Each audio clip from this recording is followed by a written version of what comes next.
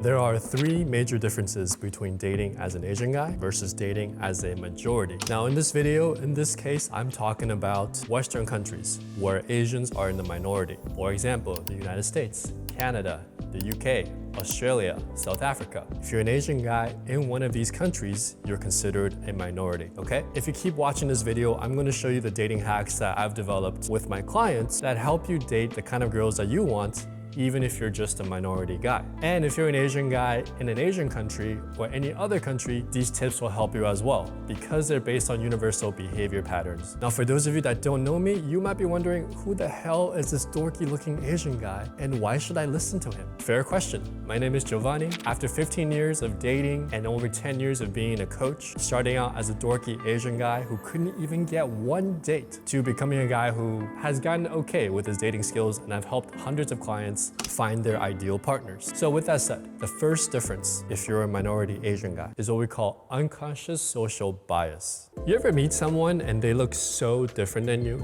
that you get a shock response? Maybe you're a nerd who spends his time at the library. I remember the first time in college, we went to like the not so nice area of Boston and I was like, whoa, this place looks kind of different. The first time I went to a different country, I had a culture shock. Wow, people actually eat with their hands here in Indonesia. First time I went to Africa, I was shocked at the social scene, and there was no movie theaters or TV stations. It was literally just kids playing in the backyard. Well, these are built-in fight or flight responses in the human brain whenever we meet someone new or enter a new environment. Have you ever seen a white guy walk around in China or Taiwan, and even though there are more foreigners these days, people still stare at them? Well, culturally, we have a fight or flight response to people that look different than us. And so when you're an Asian guy and you're in a Western country, there is an unconscious bias, especially in a dating situation. So that initial bias creates this barrier where when you're talking to the girl that looks different than you, she's gonna be wondering unconsciously two things. One, is he a good guy? Am I safe around him? And two, is he too foreign for me maybe? And then as a bonus, a third thing is, well, I have all these like media portrayals of Asian guys and stereotypes. Can this guy even attract me? So there's that unconscious bias that a lot of times feels like a wall that you can't break through. And it feels like every girl that you talk to who isn't from your home country, the moment you say hi, she's already like, I'm gonna reject this guy. So how do you get over this? Because if you don't know how to get over this, you will constantly feel like an outsider, a foreigner, and you'll never feel quite at home. And you never break through that unconscious wall. So put a pin in that, and I'm going to show you the solution to this. The second problem that differentiates Asian guys is what we call the foreignness factor. So in the movie cinematic world, right, most alien movies, the aliens are cool and high tech, and we learn a lot from them. We want to get to know them. Until the movie District 9. This was a poor place no one cared about, and they were low class, right? It was almost like they were a scourge. And then you have most movies about Africa being, you know, not being a developed area in the world. Then came Black Panther. Why is one introduction to a foreign culture so cool versus another one that seems to put them down? Asians are mostly forgotten about. So whenever we have a foreign introduction, right, there's a fight or flight response. This person's from a different tribe. But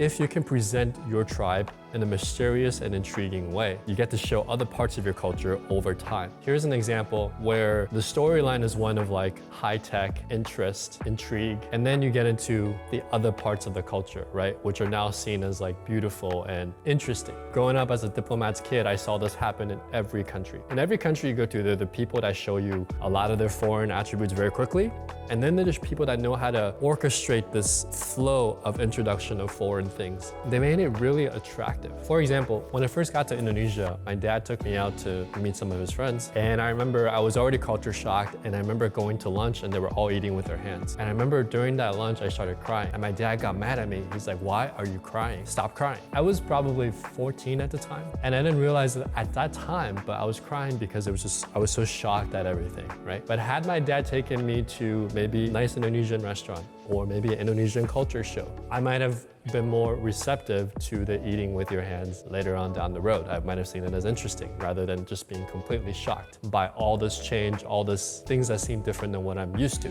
So understanding this foreignness factor, right, allows you to distill the dosage of your culture from high value, little doses at a time, to a point where you can show her most of your culture, regardless of what those attributes might be. For example, my American girlfriend found the fact that I wore sandals and socks around the house cute. She liked that. As Asians, we were very organized, meticulous, and we had like all these little calligraphy posters on the wall, right? Because she got to know me at first from a place of intrigue and high value. And then the third difference before Asian guys is that we're going to face an attraction ratio problem. So what does that mean? So anecdotally and also through a lot of coaching clients, I know that most girls in Western countries fall into one of these three categories. Some girls are one, prefer guys who have your culture or look like you. Two, they're open to dating you. And then three, they're not open to dating you no matter how much value you display, okay? So understanding this attraction ratio is going to really affect where you put your time. A lot of guys over-focus on girls who will never date them. And a lot of guys don't know how to convert the girls that are actually open to dating them. And this is a huge problem. I do a whole breakdown of this Asian attraction ratio and how to go about this the right way in another video that I actually can't put on YouTube. But if you go to datingwithoutborders.net, I explain it in detail how it works and how you can use specific attraction triggers to actually date the girls that are open to dating you. Getting past the fight or flight response, the way you do it is you have a cycle of behavior that not only exemplifies who you are as a person, but engages her without triggering the fight or flight response. Now, each step of this process I have documented in detail right here. I'm gonna give you the first 3 steps. The higher in value you get in terms of your style, in terms of how you present yourself, the less you have to use these things. But if you use them, they still work really well. So the first thing is when I talk to a girl, either online or maybe in person, right? The first thing I wanna acknowledge is that we're different. Because what most Asian guys do is they pretend like, oh, I'm all westernized and I'm almost like American, I'm a banana, I'm yellow on the outside but white on the inside. Instead, what I do is, hey, I know we look like 2 completely different people. Wouldn't it be interesting if we talked for 5 minutes and just see if we have anything in common? Hey, what is your name, okay? And right away what that does is it basically paints the picture and brings to her conscious awareness. We look different, I am different than you, but maybe beyond our looks there might be something more. So instead of creating a resistance, where I'm admitting the fact that we're different, and what that does is it dissolves that initial resistance that a lot of women have. Not only that, you're almost putting a little bit of social pressure on her that if she rejected you, she would be rejecting you based on the fact that only you look different. And most girls don't want to be put in that position. The second thing I do that's different than most guys is that most guys will be like, oh yeah, oh you like yoga? Oh, I like yoga too. Oh cool, so you saw this movie? Oh, I saw it too, I thought it was really good, right? Most guys, including non-Asian guys, try to relate to the girl because if she's a hot girl, they want to somehow impress her or put her on a pedestal. Or like, oh, I'm just like you, or we have all these things in common. Instead, what I do is I use a reframe and basically try to qualify her for my life. So I open with, we look like 2 different people, don't we? Hey, what is your name? My name is Giovanni, nice to meet you. By chance, do you ever play board games? Just by chance, do you do anything fun with your body? Sorry, that came off the wrong way. Do you do any type of dance or movement with your body that you find pleasurable, be it dance, yoga, Pilates, etc.? Right? And what I'm doing is, I love board games, I love salsa dancing. These are things that are unique to my life. And I'm basically qualifying her to see if she fits into my life. And some of the things that are a little bit more foreign, like someday dim sum with my friends, I will introduce later on in the conversation. I'll say, you know, Clarissa, you seem like a cool person. Would it be crazy if I invited you to Sunday dim sum? By the way, if you don't know what dim sum is, it's an assortment of really cool dishes. It's okay, I've had American friends before and I order for them and they always say it's really good, okay? Don't worry, there won't be any pig liver or anything like that. They're just delicious delicacies that most Americans like. How about I get your number and I'll invite you. Usually we have about 6 or 7 people that come out and we talk about our week and it's just a great time with good food, right? So it's a very easy invite later on in the conversation. So what I've done is I've opened and I've dissolved the fight or flight response or the idea that she's thinking unconsciously, this guy's different than me. Then I qualify her based on what my life is about. And then I invite her out to something that's very low pressure, that's a group event, right?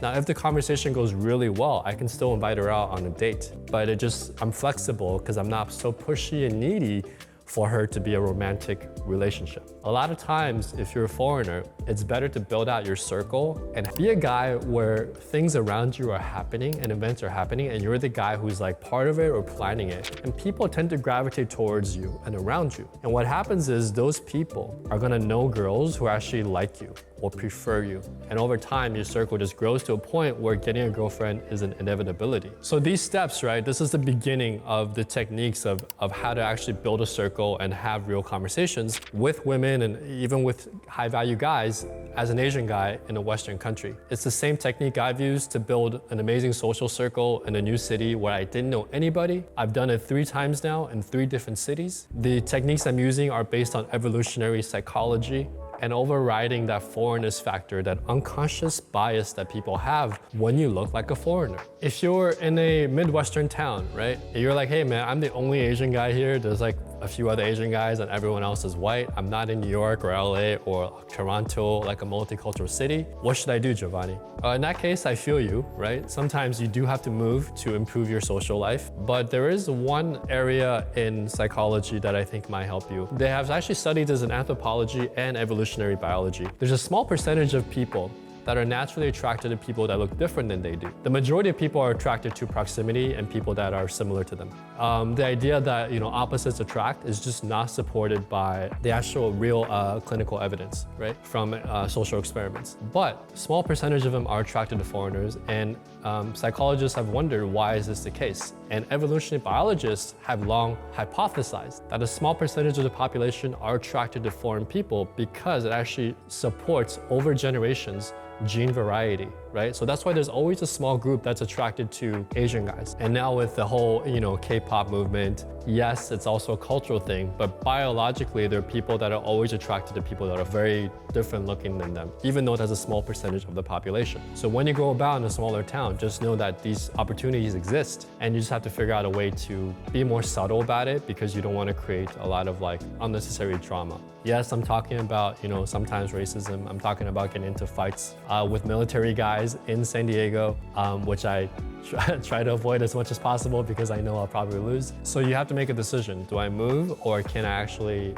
play the game here and know that, if I become a cool guy, a high value guy, a guy who can express myself, that there'll still be people that like me back, right? Now, if you want to know the steps I outlined earlier in this video, step by step, I've actually created a video that explains this in depth at datingwithoutborders.net. The idea is no matter who you are, if you're an Asian guy, if you're another minority, if you're a white guy in Asia, there are ways to get around this social bias where you look different, you are different than other people, and still go about creating a great social circle, creating a great dating life. Explain the exact scientific studies that support the techniques I've developed. I explain the infields of how I made this work with hundreds of clients, and a lot of it I can't actually put on YouTube. So if you go to datingwithoutborders.net, watch this video and download the free guide if you're curious about the next steps, okay? There is a course at the end of it. If you want to check it out, you can, it's optional, but the video itself really explained this in depth. I hope that was useful. If you're an Asian guy with the same experience or different experience, I would love to hear from you. Leave a comment below. Consider giving this video a like and consider subscribing if you're new to my channel. My name is Giovanni. It's been a pleasure. I'll see you